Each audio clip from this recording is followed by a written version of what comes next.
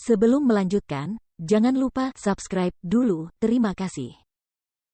Bab 467 Menikahlah denganku. Semua orang mengalihkan pandangan mereka ke arah Jiang Zhenhai.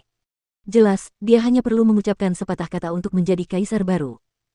Selama dia menganggukkan kepalanya, Jiang Chen akan segera membangun sebuah kerajaan untuknya, sebuah dinasti milik keluarga Jiang.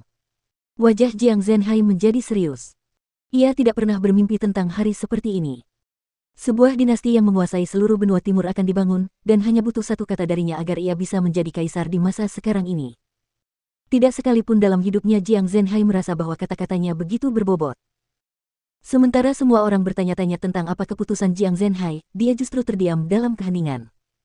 Karena dia belum berbicara, tidak ada satu orang pun di aula pertemuan yang berbicara. Jiang Zhenhai tenggelam dalam pikirannya yang mendalam. Menjadi seorang kaisar, seorang pria yang memerintah jutaan orang dan membawa kejayaan bagi leluhur keluarga Jiang, ini adalah kehormatan yang mutlak dan tidak seorang pun dapat menahan godaan sebesar itu. Itu adalah kekuatan dan status yang bahkan tidak pernah ia impikan. Namun sekarang, semuanya telah berada di hadapannya. Selama ia setuju, seluruh benua akan menjadi miliknya. Setiap orang bermimpi menjadi raja, setiap orang menginginkan kekuasaan, dan Jiang Zhenhai tidak terkecuali. Namun, dengan semua orang yang ada di hadapannya, ia ragu-ragu. Setelah berpikir sejenak, Jiang Zhenhai perlahan mengangkat kepalanya. Dia menggelengkan kepalanya dan berkata, saya pikir saya akan mengecewakan semua orang, saya tidak ingin menjadi kaisar baru. Jiang Zhenhai akhirnya merasa lega setelah selesai berbicara. Ia juga memperhatikan bahwa putranya, Jiang Chen juga tampak menghela napas lega. Tidak diragukan lagi, kekuasaan absolut adalah sesuatu yang sangat menggoda. Namun, Jiang Zhenhai memiliki harga dirinya sendiri, dan putranya adalah harga dirinya yang paling utama. Memiliki seorang putra seperti ini telah membawa kemuliaan bagi para leluhurnya, dan dia tidak membutuhkan gelar kaisar. Dia tahu bahwa Jiang Chen juga tidak menginginkannya menjadi kaisar. Cepat atau lambat, Jiang Chen akan meninggalkan tempat ini dan pergi ke suatu tempat yang jauh. Ada pepatah yang mengatakan bahwa pohon yang tinggi akan tertiup angin, orang dengan posisi tinggi rentan terhadap serangan. Jiang Chen tidak ingin menempatkan keluarga Jiang pada posisi yang begitu tinggi. Dalam benaknya, keselamatan Jiang Zhenhai adalah prioritas nomor satu. Selama keselamatan keluarga Jiang terjamin, hanya dengan begitu Jiang Chen dapat pergi dengan tenang. Oleh karena itu, Jiang Chen ingin keluarga Jiang tetap bersikap rendah hati. Jiang Zhenhai tidak perlu menjadi kaisar, dan ia tetap bisa menjadi orang yang dihormati oleh kaisar sendiri. Dan itu akan menjadi sesuatu yang lebih baik. Bagaimanapun, Jiang Chen tetap berharap agar Jiang Zhenhai dapat fokus pada kultivasinya. Ia tahu betapa mendalamnya jalur kultivasi itu, dan Jiang Zhenhai masih jauh dari tahap yang mendalam. Jiang Chen berharap agar ayahnya suatu hari dapat mengunjungi benua ilahi juga, dan ia berharap agar ayahnya akan mengikutinya dan menjelajah ke alam abadi yang tertinggi. Tentu saja, ini masih sangat jauh. Jiang Zhenhai adalah orang yang paling dihormati Jiang Chen, dia adalah ayah Jiang Chen, dan apapun yang diinginkan ayahnya, Jiang Chen akan memberikannya. Mengambil situasi saat ini sebagai contoh, selama Jiang Zhenhai mengatakan ingin menjadi kaisar, Jiang Chen akan segera mendirikan kekaisaran baru. Bahkan jika itu bukan sesuatu yang ingin dia lakukan, jika ayahnya menginginkannya, dia akan melakukannya.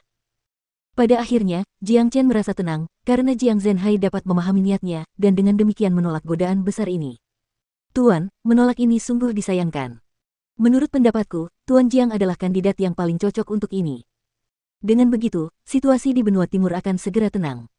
Saya pikir Tuan Jiang khawatir kekuatannya tidak cukup untuk meyakinkan semua orang. Namun, dengan dukungan saudara Jiang Chen, siapa yang berani menolak? Kami akan menjadi yang pertama menurut, dan kami akan mendukung Tuan Jiang dengan sepenuh hati. Guru Blissful, Pak Tua Lingshan dan beberapa orang lainnya mulai membujuk. Cukup. Karena ayahku tidak punya niat untuk menjadi kaisar baru, jangan memaksanya. Kami, keluarga Jiang berasal dari kota Langit Harum, yang hanya tempat kecil. Kami tidak punya banyak ambisi liar. Selain itu, bahkan jika ayahku bukan kaisar, siapa yang berani memperlakukannya dengan buruk? Bahkan kaisar harus menunjukkan rasa hormat saat menghadapinya. Jiang Chen melambaikan tangannya, memberi isyarat kepada semua orang untuk menghentikan diskusi. Banyak orang menunjukkan ekspresi kecewa di wajah mereka. Jiang Chen akan pergi, dan Jiang Zhenhai tidak ingin menjadi kaisar baru. Tidak peduli apapun, mereka tetap membutuhkan seseorang untuk menjadi pemimpin mereka. Jika demikian halnya, bagaimana kita akan menangani situasi ini? Seseorang bertanya. Itu mudah. Dinasti Martial Saint tidak perlu dihancurkan sepenuhnya. Menurut pendapatku, dinasti marsial Shen masih merupakan dinasti marsial Shen yang sama, tetapi mulai hari ini dan seterusnya, namanya akan diubah menjadi dinasti marsial. Tanah ini selalu menjadi milik keluarga Wu, jadi menurutku sebaiknya biarkan keluarga Wu yang mengelolanya. Saudara Jiu, kamu seharusnya menjadi kaisar yang baru. Jiang Chen menoleh ke Wu Jiu yang duduk di sebelahnya. Wu Jiu langsung terkejut mendengar kata-kata Jiang Chen, lalu ekspresi terkejut muncul di wajahnya. Kakak, ini. Wu Jiu tidak pernah menyangka Jiang Chen akan memberikan jabatan itu kepadanya, karena hampir semua hal telah dilakukan oleh Jiang Chen seorang diri. Selama ini, aku hanya fokus pada orang-orang yang mencoba menyakitiku, daripada kekuatan secara keseluruhan. Jika tidak, aku tidak akan membiarkan para prajurit dinasti marsial Shen itu menyerah. Darah lama dinasti marsial Shen sudah hilang, jadi, daripada mendirikan dinasti baru, mengapa kita tidak membiarkan dinasti marsial Shen terus berlanjut, tetapi juga mengubah namanya menjadi dinasti marsial. Dengan ini, tanah itu akan tetap menjadi milik keluarga Wu. Sebenarnya, saudara Jiu, kamu seharusnya menjadi kaisar kekaisaran. Jadi, hari ini, biarkan saudaramu mewujudkan ini untukmu. Jika kamu tidak ingin menjadi kaisar, kamu bisa menjadi ayah dari kaisar yang berkuasa, dan biarkan Wu Lang menjadi kaisar. Jiang Chen berkata sambil tersenyum. Sebenarnya, ini adalah sesuatu yang telah direncanakannya sebelumnya. Selama benua timur stabil, tidak perlu mendirikan dinasti baru. Selain itu, setelah dia pergi, Wu Jiu akan menjadi orang terkuat di benua timur, dan tentu saja, dia akan menjadi kaisar baru, dan tidak seorang pun akan menentang perintahnya. Saudara laki-laki. Wu Jiu ingin mengatakan sesuatu, tetapi Jiang Chen melambaikan tangannya dan menghentikannya. Apa pendapat semua orang tentang ini? Dengan status dan kekuatan saudara Jiu, aku yakin dia benar-benar pantas menduduki posisi ini. Jiang Chen menoleh ke yang lain dan bertanya. Orang-orang saling memandang sebelum menganggukkan kepala tanda setuju. Karena Jiang Chen telah mengambil keputusan, tidak ada satupun dari mereka yang keberatan. Selain itu, faktanya Wu Jiu memiliki basis kultivasi yang tangguh, dan jika dinasti marsial Shen tidak digantikan oleh dinasti baru, Wu Jiu tentu saja akan menjadi kandidat yang paling cocok untuk tahta. Itu benar. Karena dinasti marsial Shen tidak akan digantikan, Lord Jiu cukup layak untuk menjadi kaisar baru. Dia adalah bagian dari keluarga Wu, dan dia memiliki basis kultivasi yang luar biasa, seorang raja tempur. Aku akan menjadi orang pertama yang setuju dengan masalah ini. Saya pun setuju. Semua orang menganggukkan kepala dan berbicara setuju. Faktanya, selama itu adalah keputusan Jiang Chen, tidak akan ada ruang bagi mereka untuk menolak. Selain itu, Wu Jiu memang orang yang kuat, dan dia lebih dari cukup untuk meyakinkan publik. Karena tidak ada yang keberatan, keputusan akhir telah dibuat. Saudara Jiu, Wu Lang, kalian berdua harus membawa mereka yang awalnya menjadi anggota dinasti marsial Shen ke sana dan mereformasi semuanya. Saya berharap dinasti marsial di masa depan tidak akan mengikuti jalan yang sama seperti dinasti marsial Shen. Jiang Chen berkata pada Wu Jiu dan Wu Lang. Wu Jiu dilanda emosi campur aduk, tetapi dia tidak mengatakan apapun.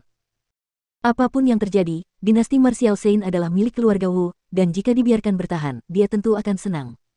Dia juga mengerti apa yang dipikirkan Jiang Chen. Meskipun dia tidak tertarik menjadi kaisar baru, dia akan tetap melakukan apa yang diinginkan Jiang Chen, karena Jiang Chen hanya berharap agar benua timur tetap damai setelah dia pergi. Jadi, Wu Jiu adalah satu-satunya orang yang dapat memikul tanggung jawab ini. Karena Jiang Chen telah memberinya sebuah dinasti, dia akan membalasnya dengan benua timur yang damai. Baiklah, aku tidak akan menolak. Wu Jiu dengan malu-malu menangkupkan tinjunya ke arah Jiang Chen, lalu dia membawa Wu Lang dan meninggalkan aula pertemuan. Setelah membereskan semuanya di aula pertemuan, Jiang Chen kembali ke halamannya sendiri. Semua saudaranya bersamanya, dan mereka mengadakan perayaan besar. Han Yan, Nangong Wentian, Big Yellow, Yu Zihan, Guan Yiyun, Tian Yishan, dan beberapa lainnya ada di sana. Mereka semua tertawa dan minum, ini adalah hari yang menyenangkan yang pantas dirayakan. Mereka masih merasa seolah-olah sedang bermimpi, karena semuanya terjadi begitu cepat. Mereka tidak pernah berpikir mereka dapat mencapai sesuatu yang begitu besar. Sejak mereka mulai mengikuti Jiang Chen, hidup mereka telah dipenuhi dengan semangat dan vitalitas. Yan Chenyu tidak ada di sana, karena dia bersama ayahnya. Dia tahu bahwa Jiang Chen akan segera pergi ke benua ilahi, dan dia ingin bersamanya. Karena itu, dia ingin menghargai setiap momen yang dia miliki bersama ayahnya, karena dia tidak tahu kapan mereka akan dapat kembali dari benua ilahi setelah mereka pergi. Di luar halaman, Wu Ningzu berdiri sendirian sambil menatap ke arah langit yang gelap. Chen kecil, lihat.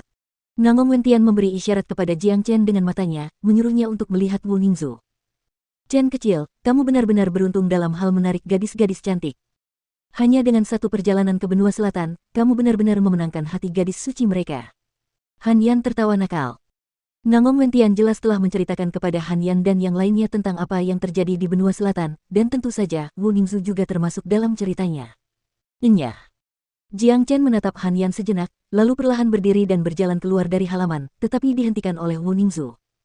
Nona Wu, Anda datang jauh dari benua selatan dan membantu saya sangat menghargai bantuan Anda. Kata Jiang Chen. Jika kamu sungguh menghargai bantuanku, menikahlah denganku. Wu Ningzu menoleh ke arah Jiang Chen dan menunjukkan senyum menawan sambil menatapnya dengan mata genit.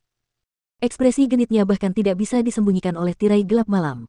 Aduh. Jiang Chen tercengang. Gadis ini sungguh luar biasa, dia benar-benar ingin dia menikahinya. Sial, dia seorang pria. Apa? Kau tidak tahu berapa banyak orang jenius dan tampan yang ingin menghubungiku di benua selatan.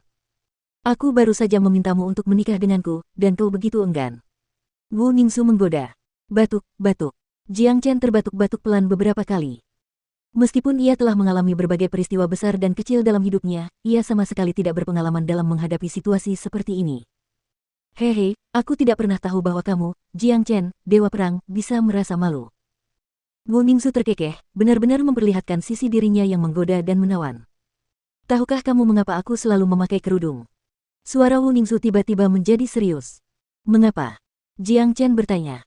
Ini juga sesuatu yang ingin dia ketahui. Penampilan Wu Ningzu sama dengan Yan Chengyu. Bahkan, penampilannya begitu hebat hingga dapat menyebabkan kota dan kerajaan runtuh. Dengan penampilan yang begitu rupawan, kemanapun dia pergi, dia pasti akan menjadi pusat perhatian. Ini adalah salah satu hal yang membuat seorang gadis bangga. Namun, Wu Ningzu sebenarnya menyembunyikan harga dirinya sendiri. Ini tidak sesuai dengan sifat seorang gadis.